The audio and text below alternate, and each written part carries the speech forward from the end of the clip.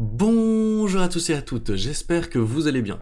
Installez-vous confortablement et bienvenue aujourd'hui dans une vidéo autour du processus créatif. Comment créer un jeu de société? Je vais vous faire deux vidéos qui sont, on va dire, le résumé, la redite d'une conférence parce que j'ai été invité récemment par la Fédération francophone de bridge, à qui je fais un coucou, à venir donner des conférences autour de la création de jeux de société. C'était une première pour moi, c'était pas obligatoirement facile, et du coup j'avais créé un PowerPoint, j'avais réfléchi un petit peu à ce que je voulais dire, et dans les deux vidéos qui vont suivre, je vais reparcourir celui-ci, vous redonner un petit peu ma vision du processus créatif, et n'hésitez pas vous aussi à me dire ce que vous en pensez dans les commentaires.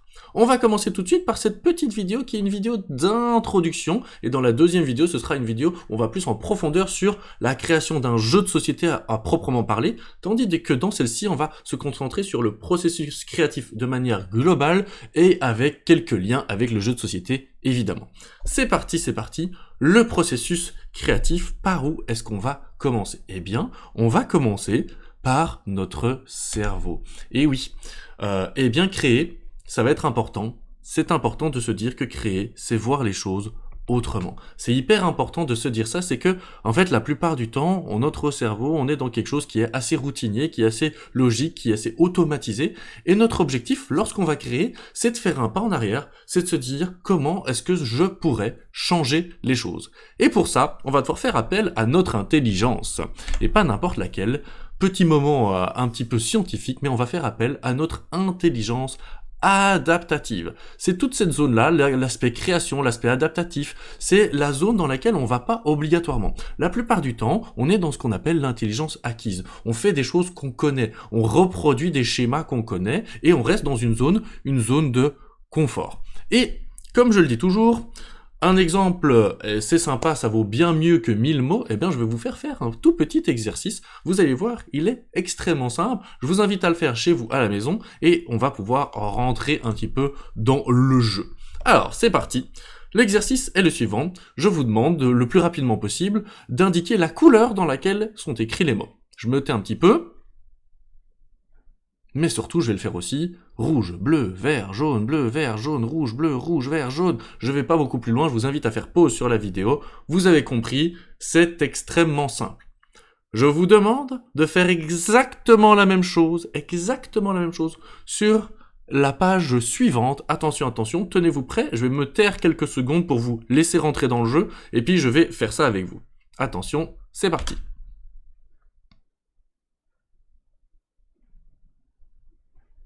Et là, c'est plus compliqué. Bleu, jaune, rouge, bleu, vert, bleu. Et vous voyez ce qu'il se passe. En fait, je vous invite à faire pause si vous voulez faire l'exercice au complet. Qu'est-ce qui se passe?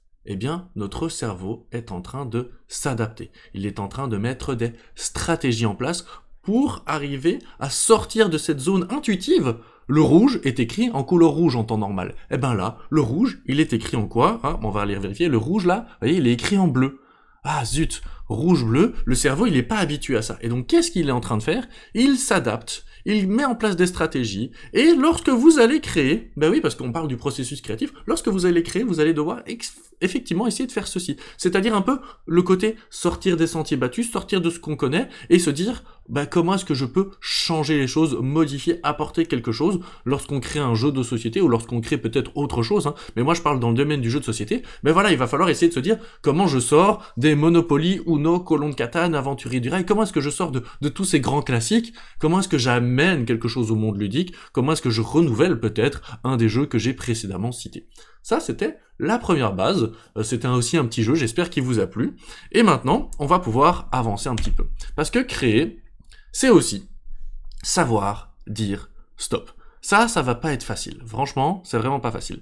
Quand je dis stop, ça veut dire être capable, comme je l'ai écrit, revenir en arrière. Se dire que là, vous avez été beaucoup trop loin, vous avez mis beaucoup trop de choses, vous avez mis beaucoup trop de règles, et se dire, attends, je reviens un peu en arrière, quelle était la base de mon jeu, qu'est-ce que je voulais créer? C'est aussi être capable d'analyser justement ce qu'on veut vraiment.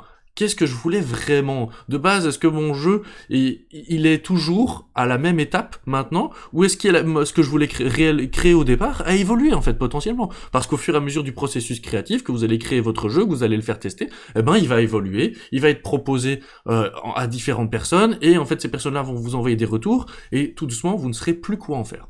Et ensuite, recommencer. C'est un peu un cycle, mais c'est stop, je reviens en arrière, qu'est-ce que je veux vraiment?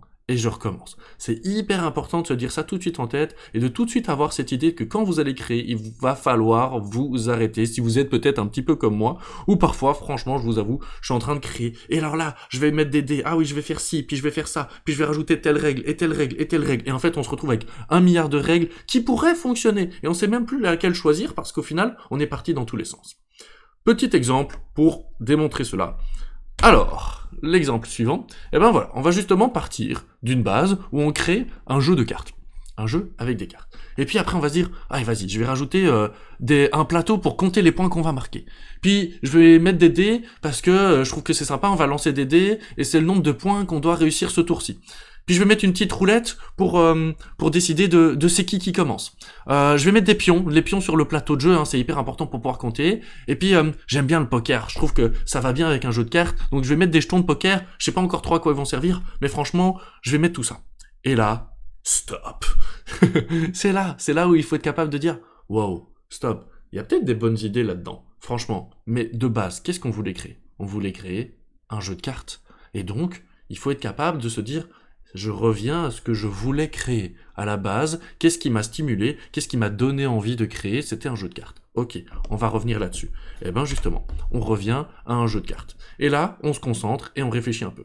On se dit que, en fait, des dés, il n'y en a pas besoin, on les supprime. Les jetons de poker, même nous à la base, on n'avait aucune idée de ce qu'on allait en faire, donc aucune raison de continuer.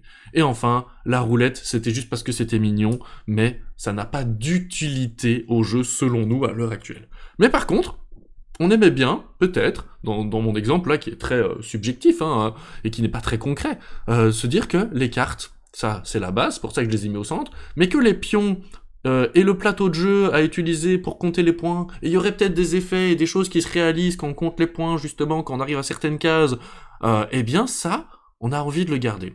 Et c'est ça qui est hyper important, c'est d'être capable de se dire, ben voilà, justement, créer, c'est savoir dire stop, revenir à ce qui nous importe, tout en écoutant, et s'écoutant nous aussi, hein, eh bien je suis parti un peu dans tous les sens, il y a peut-être des choses intéressantes à garder là-dedans. Maintenant, eh bien on va faire, encore une fois, un petit exercice, parce que je trouve que c'est sympa de vous faire participer, c'est une vidéo interactive, et c'est parti. La question est celle-ci. Qu'est-ce que vous diriez spontanément? C'est hyper important le mot spontanément, commencez pas à réfléchir. À un enfant qui apprend à compter. Lorsque vous voyez ceci, qu'est-ce que vous lui diriez spontanément? 7 plus 4, 11, 3 plus 8, 10, 6 plus 2, 8, 5 plus 9, 14. Qu'est-ce que vous lui diriez? Là, normalement, vous me l'écrivez dans les commentaires, et moi, ça me permet de réagir, et je vais essayer d'être devin. Mais il y a des bonnes chances pour que vous disiez à cet enfant, il y a 3 erreurs. Alors ici, on regarde, par logique, hein, je veux dire, en moment... 7 plus 4, 11, c'est bon, 6 plus 2, 8, c'est bon, 5 plus 9, 14, c'est bon, et puis 3 plus 8, 10, c'est une erreur. Il y a donc une erreur, pardon, c'est ça que vous diriez à un enfant. Oups, vous avez compris. C'est ça que je voulais dire, hein, vous aviez bien compris. Donc, je pense que ce que vous diriez à un enfant, c'est « il y a une erreur ».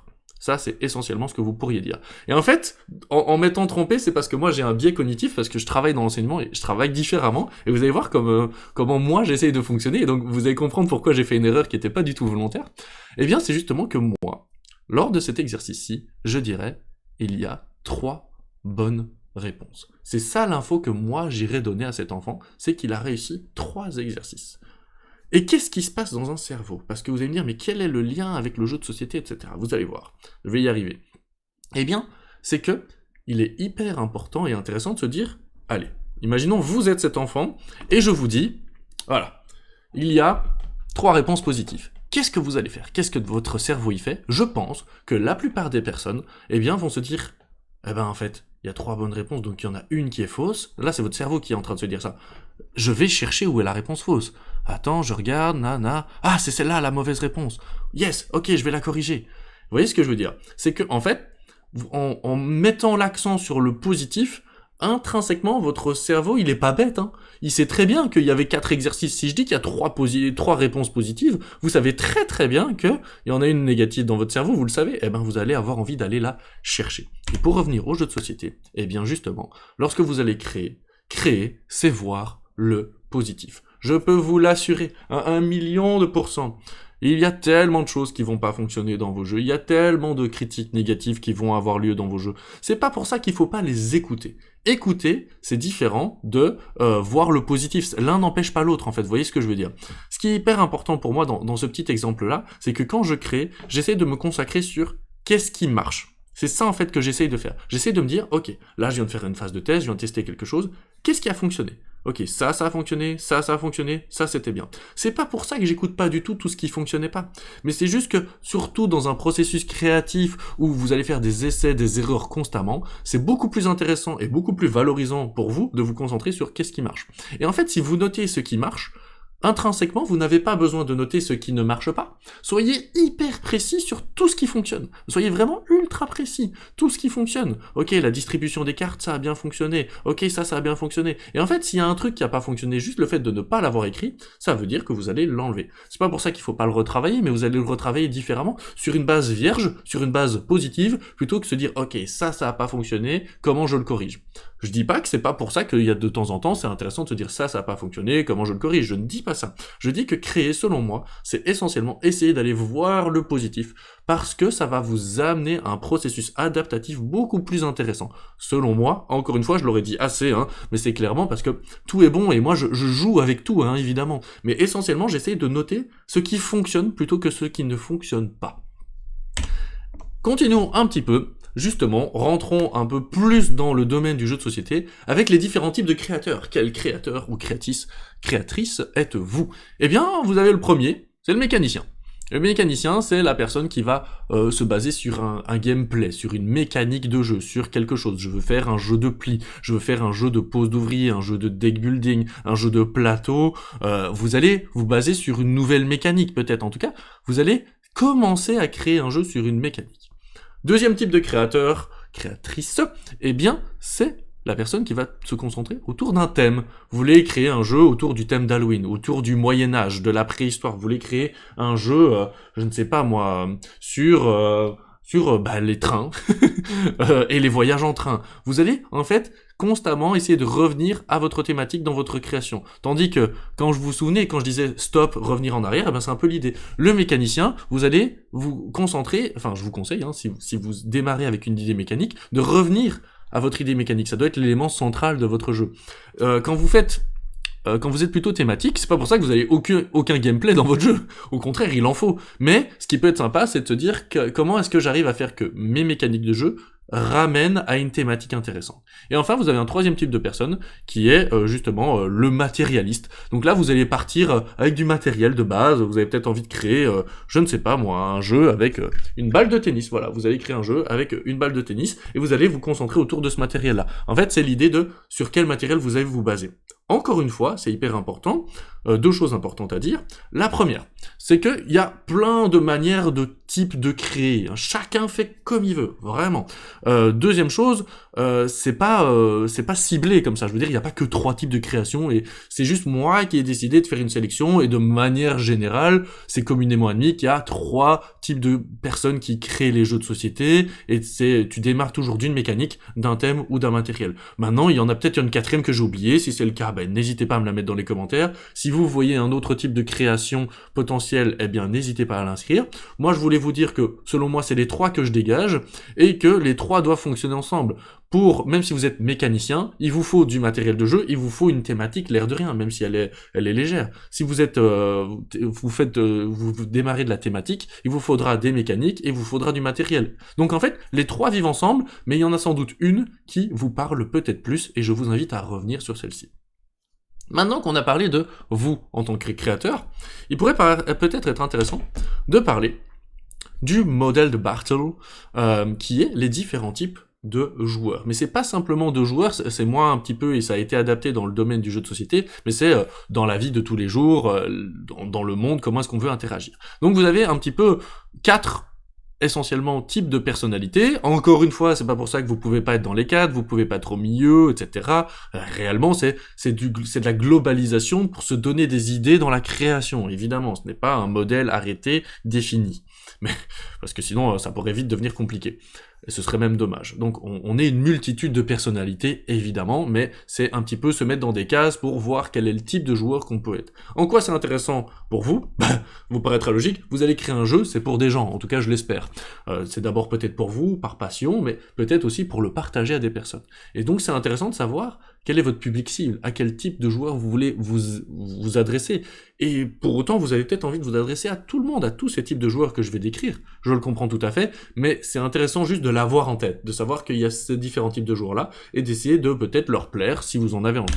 Et pour ça, eh ben, on va aller sur ceci. Donc vous avez les premiers types, c'est les compétiteurs, les killers. C'est ceux qui cherchent le challenge à travers une course réelle au point, une conquête, vous voulez gagner. Vous avez un deuxième type de personnes, c'est ceux qui, les socialiseurs, parce que c'est traduit de l'anglais très très mal, c'est ceux qui cherchent à communiquer, les échanges, les relations entre les joueurs, qui viennent là pour s'amuser, pour l'ambiance, pour l'atmosphère du jeu de société. Vous avez les exploreurs, qui souhaitent découvrir, ils veulent avoir des surprises, ils veulent être, justement surpris. C'est ceux qui vont aimer, par exemple, quand il y a des événements, vous piochez une carte, vous savez pas ce qui va arriver. C'est ce côté surprise. C'est des personnes qui vont aimer le hasard, parce que justement, ils savent pas trop à quoi s'attendre et quand il y a des retournements de situation. Et enfin, vous avez les constructeurs, ceux qui veulent atteindre des choses, qui veulent acquérir, qui veulent accumuler, qui veulent se développer. C'est ceux qui vont apprécier voir une map se développer, qui vont apprécier avoir de plus en plus de cartes, créer des jeux à moteur, à engine building, donc des jeux où on devient de plus en plus puissant, où on contrôle de plus en plus de choses. Et voilà les 4 types de joueurs: compétiteurs, social, explorateurs et constructeurs. Les 4 vivent ensemble, évidemment, je le répète, évidemment, c'est hyper important. Les 4 vivent très très bien ensemble, chacun fonctionne avec l'autre, mais c'est intéressant, je pense, pour vous, et c'était pour moi, selon moi, intéressant de vous le partager, que, il y a ces différents types de joueurs, et que ça peut être intéressant d'aller un petit peu tous les toucher, ou peut-être de créer un jeu spécifiquement. C'est un jeu pour les compétiteurs, et il faut en avoir conscience, et donc ceux qui vont chercher plutôt des jeux d'ambiance, ils vont moins être touchés par votre jeu. Ce n'est pas grave, c'est juste intéressant de l'avoir en tête. Voilou. Merci d'avoir regardé cette vidéo. Dans la prochaine vidéo, je vais parler justement de comment écrire des règles de jeu, le cycle créatif, qu'est-ce qui fait un bon jeu, quelques exercices et peut-être des questions-réponses qui m'ont été données. J'espère que vous avez apprécié regarder cette vidéo justement. N'hésitez pas à me mettre des commentaires. C'est un peu une première pour moi de reprendre un petit peu cette idée de processus créatif. J'adore faire des vidéos autour du game design. N'hésitez pas à me poser des questions sur le type de vidéo que vous voudriez voir, si ça peut vous intéresser, sur quel domaine, sur quel thème vous voudriez que je me penche. Et sur ces belles paroles, je vous souhaite de belles créations. Bisous, bye bye!